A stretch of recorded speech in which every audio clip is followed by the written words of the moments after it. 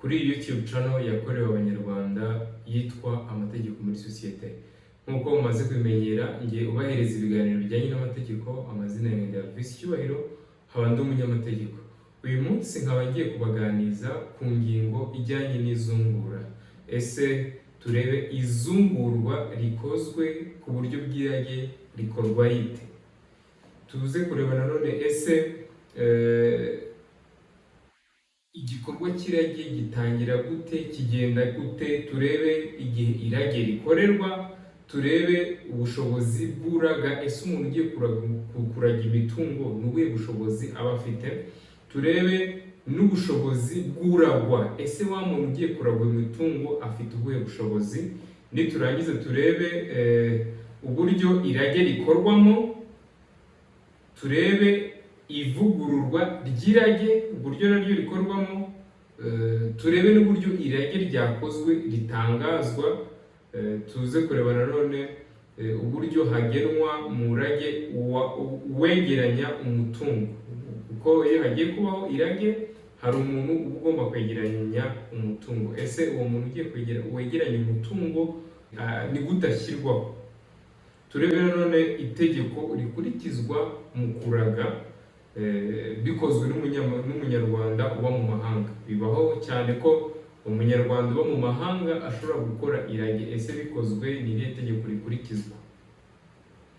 Tuze kureba nanone irage rikozwe n'umunyamahanga uba mu Rwanda. Ese umunyamahanga uba mu Rwanda iyo akoze irage bigenda bite.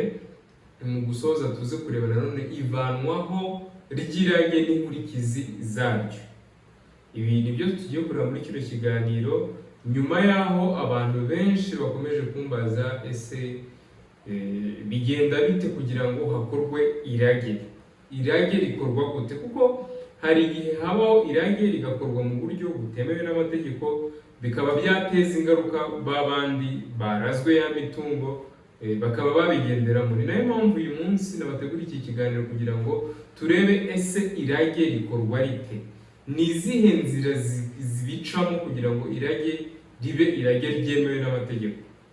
Nkuko mwagiye mubibona mu biganiro byashize, nagiye bategurira uburyo iyo nta rage ryabayeho kwa kundi umubyeyi ashobora kwitaba Imana. Ese bazungura iyo mitungo bigenda biti. Habaho izungura rikozwe mu buryo bubiri. Habaho izungura rikozwe nta rage, kwa kundi umuntu ashobora gupfa abasigaye bakagabanya iyo mitungo. Hari uburyo bakurikizwa, uko bakurikiranwa. Icyo kiganiro nawe bateguriye muzagende mu birebe. Noneho uyu munsi nibwo tugiye kureba ese izungura rikozwe habayeho irage, habayeho uburyo bw'irage bikorwa gute. Nibyo tugiye kureba muri kino kiganiro. Nkaba ngusaba gukora iki kiganiro no gutarakana subscribe kugira ngo tujye tubona mu biganiro bya buri munsi tubahereza. Reka twongere dusubire mu kanya tureba uburyo izungurwa rikorwa.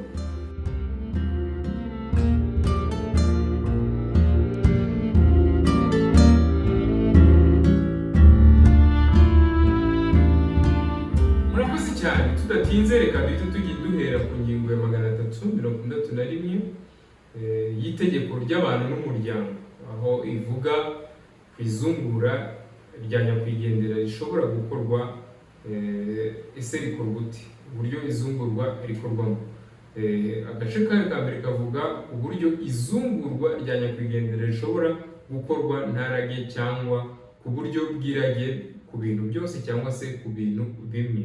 Umutungo nyakwigendera atatanze mu buryo bw'irage ugabanywa hakurikijwe ibiteganywa n'iri tegeko ku bijyanye n'izungura rikozwe nta rage. Bishatse kuvuga ngo nyakwigendera ashobora kwitaba Imana hari ibyo yaraze. Ibyo yaraze nibyo bishobora kuragwa n'abo bantu yabihaye, ariko nanone kuri bya bindi bitarazwe mwese mufite uburenganzira bwo kuba mwaza mukabigabana. Yaba yarabiguhaye cyangwa atarabiguhaye, nkuko irage rikorwa mushobora kuza mukabigabana. Birebye ingingo ya 332 y'iri tegeko ivuga ku gikorwa cy'irage. Ese irage ni iki? Abantu benshi bari kumvira ijambo bakibaza irage ni iki.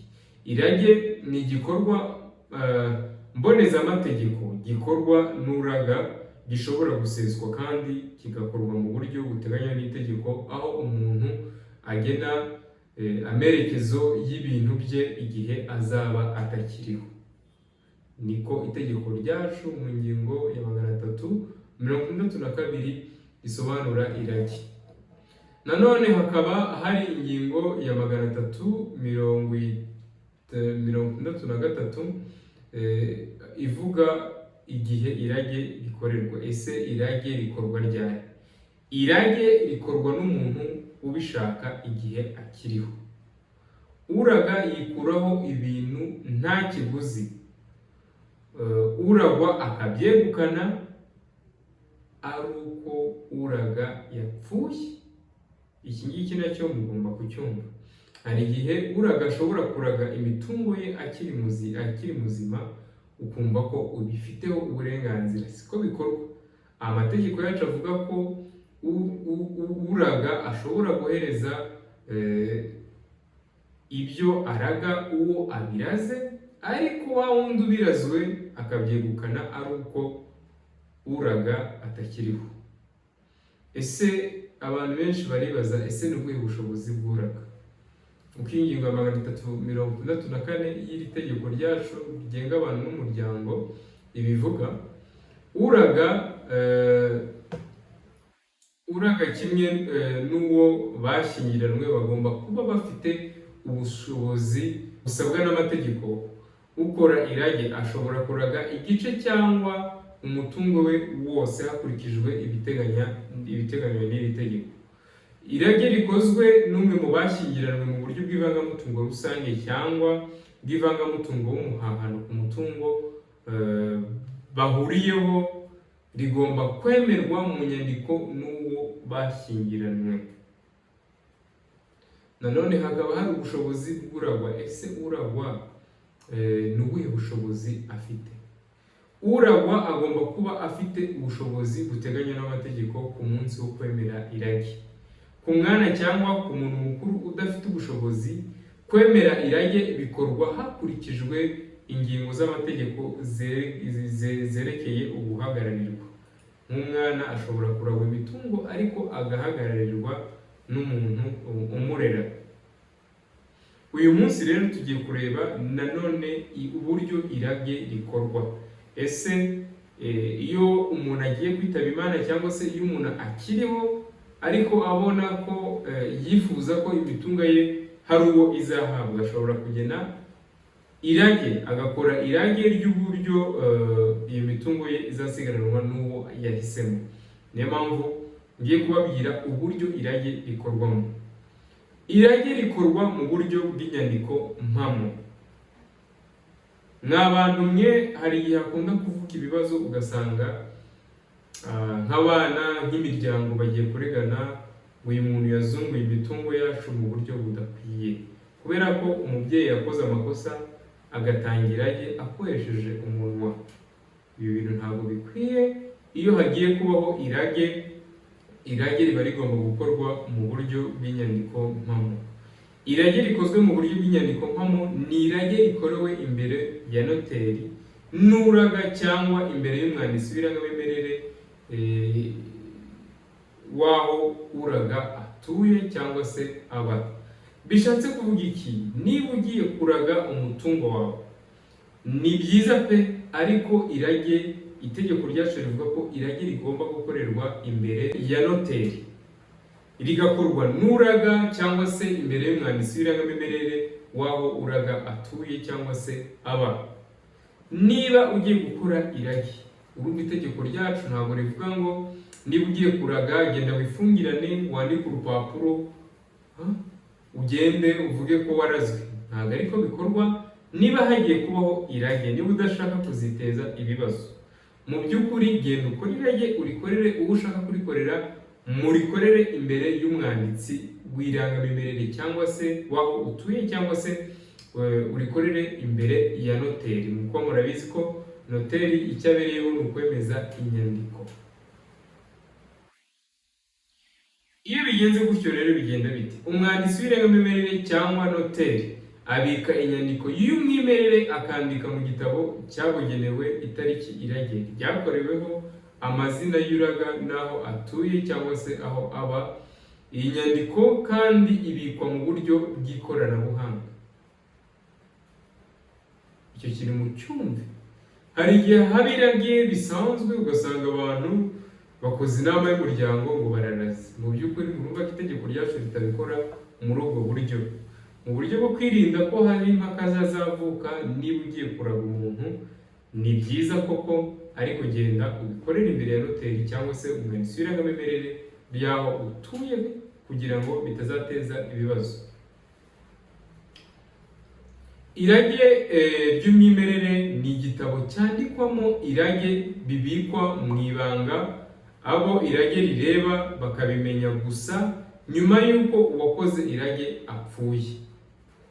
Iki kintu reka nongere ntibasubiriremo mu cyumve neza. Irage ry'umwimerere ni igitabo cyandikwamo irage bibikwa mu banga, abo irage rireba bakabimenya gusa nyuma y'uko uwakoze irage apfuye. Ibyo ngibyo ndumva nta bisobanuro byimbitse ndibuze kubitangaho. Turebe ese ni ryari irage rishobora kuvugururwa. Iki ngiki nacyo ni ikintu cy'ingenzi mukwiye kumenya. Ese irage rishobora kuvugururwa? Irage rishobora kuvugururwa rigakorwa mu nyandiko z'irage nyinshi kandi zikubahirizwa icyarimwe mu buryo bwose bushobotse. Hari igihe umuntu ashobora gukora irage agasanga hari ibyo atashizemo cyangwa se hari ibyo yibeshyemo. Amategeko yemerera umuntu waraze kuba yavugurura irage. Iyo ibiteganywa n'inyandiko z'irage ebyiri cyangwa nyinshi bivuguruzanya, hubahirizwa ibikubiye mu rage riherutse gukorwa. Iyo habaye ibintu byo kuvuguruzanya cyane, hubahirizwa ibyabaye mu rage riherutse gukorwa. Tugiye kureba nanone ingingo ya 368 aho ivuga ku buryo irage ritangwa. Ese irage ritangwa gute? Mu gihe kitarenze iminsi 90 nyuma y'urupfu rw'uwaraze, umukuru w'umuryango agena umunsi irage rizatangarizwaho abazungura ba nyakwigendera. Kuri uwo munsi irage ritangarijweho hanashyirwaho inama ishinzwe iby'izungura. Umuntu ubifitemo inyungu ashobora kwitabira iryo tangazwa kugira ngo yumve icyo irage cyangwa se ibyo nyakwigendera yasize araze cyangwa se uko yasize abivuze. Iyo igihe giteganyijwe mu gika cya mbere cy'ingingo kirenze, irage ridatangajwe, umuntu ubifitemo inyungu ashobora kuregera urukiko rufitiye ububasha rw'aho nyakwigendera yari atuye cyangwa se rw'aho yabaga asaba ko rutegeka itangazwa ry'irage. Iyo urebye ingingo ya 369 y'iri tegeko ivuga ku kugena mu irage uwegeranya umutungo uzungurwa. Hari igihe hashobora kubaho irage ariko abantu hakabaho gusigana. Rero icyo gihe haba hagomba kugaragazwa ushobora cyangwa se uzegeranya umutungo uzungurwa. Uraga ashobora gushyira mu irage umuntu umwe cyangwa benshi bashinzwe kwegeranya umutungo uzungurwa. Umuntu uraga ashobora mbere y'uko yitaba Imana cyangwa se mu gihe yateganyije ashobora kugena umuntu akamwereka imitungo ihari kugira ngo naba adahari uwo muntu azegeranye iyo mitungo. Iyo nyakwigendera atagennye uwegeranya umutungo, bikorwa hakurikijwe ibiteganywa n'iri tegeko. Iyo urebye ingingo ya 370 y'iri tegeko ryacu, ivuga ku itegeko rikurikizwa ku irage rikozwe n'umunyarwanda uba mu mahanga. Birashoboka cyane ko umunyarwanda uba mu mahanga bitakundira kuza mu Rwanda, ariko afite imitungo ashobora gushaka gutanga irage. Ese bikorwa gute? Igihe umutungo uzungurwa uri mu Rwanda, irage rikozwe n'umunyarwanda uba mu mahanga. Igihe umutungo uzungurwa uri mu Rwanda rigengwa n'itegeko ry'igihugu ryakorewemo ku byerekeye cyangwa se ku byerekeranye n'uko riteye. Icyakora umunyarwanda ashobora no guhitamo uburyo buteganywa n'iri tegeko ry'u Rwanda. Mu by'ukuri niba umutungo uri mu Rwanda, umunyarwanda ari hanze agakorera irage hanze, iryo rage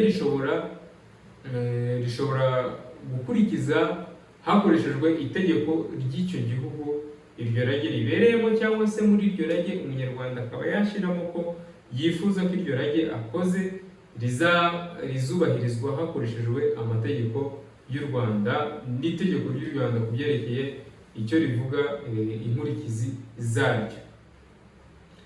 Turebye nanone hari ikindi kintu mukwiye kumenya giteganywa n'ingingo ya 371. Hari igihe irage rishobora gukorwa n'umunyamahanga uba mu Rwanda. Ese irage rikozwe n'umunyamahanga uba mu Rwanda rigenwa n'ayahe mategeko? Itegeko ry'igihugu ryakorewemo ku byerekeye n'uko riteye. Irage rikozwe n'umunyamahanga uba mu Rwanda rigenwa n'itegeko ry'igihugu ryakorewemo ku byerekeye n'uko riteye. Icyakora umunyamahanga ukoreye irage mu Rwanda ashobora guhitamo uburyo buteganywa n'itegeko ry'igihugu akomokamo. N'itegeko ry'igihugu akomokamo ku byerekeye icyo rivuga ku nkurikizi z'iryo rage ryakozwe. Ingingo ya 372 ikaba ivuga ku ivanwaho ry'irage n'inkurikizi zaryo. Ese irage rishobora kuvanwaho? Irage rishobora kuvanwaho ryose cyangwa igice cyaryo n'urukiko bisabwe n'umuntu ubifitemo inyungu mu gihe ryakozwe ku gahato, ryakoranywe uburiganya cyangwa ritubahirije ibiteganywa n'iri tegeko. Ivanwaho ry'irage cyangwa igice cyaryo ritesha agaciro irage ryose cyangwa igice cyaryo. Izungura ry'umutungo wa nyakwigendera rikorwa hakurikijwe ibiteganywa n'itegeko iyo nta rindi rage ryigeze rikorwa. Niko amategeko yacu abiteganya. Nizera neza ko wowe uri gukurikira iki kiganiro wari ufite ikibazo kijyanye n'irage, cyangwa se wowe wabinsabye, kuko ni benshi bagiye bansaba kubakorera kuri kino kiganiro. Ese irage rikorwa gute?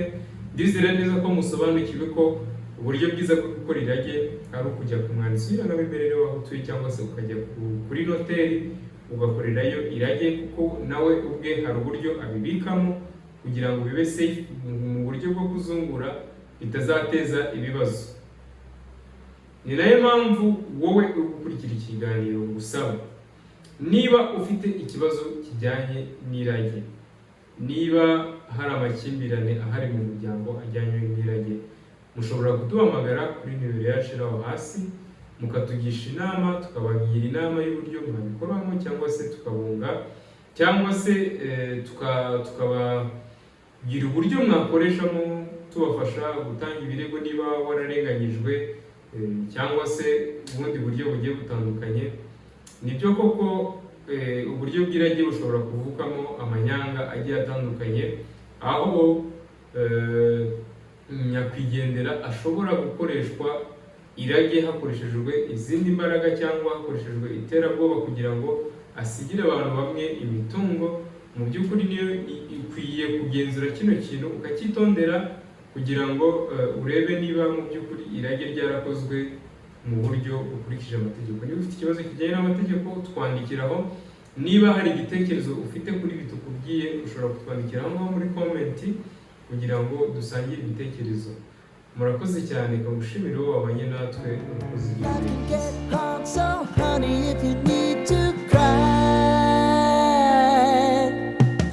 Come share my pillow and rain, rain, go away.